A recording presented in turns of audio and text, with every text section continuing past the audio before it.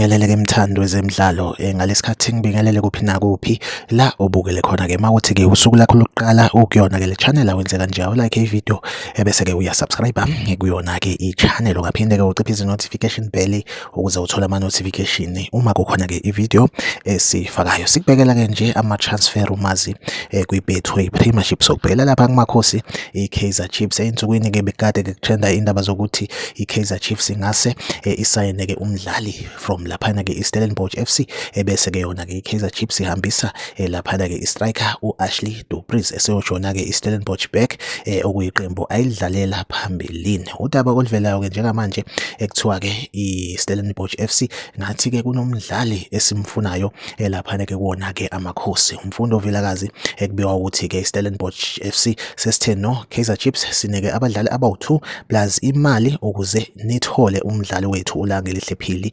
osane contract la kwi-Stellies. Ngathi-ke i-Stellenbosch FC impela-ke sifuna umfundo Vilakazi ukuthi-ke ayosijoyina then-ke sobe sesikhona ukuthi-ke sidedele uLangelihle Phili ayojoyina-ke i-Kaizer Chiefs. Iyona update-ke nje engiphethe-ke njengamanje, like ivideo subscribe kuyona-ke i-channel. Mina nawe asihlangabezane kwivideo elandelayo, nisale kahle.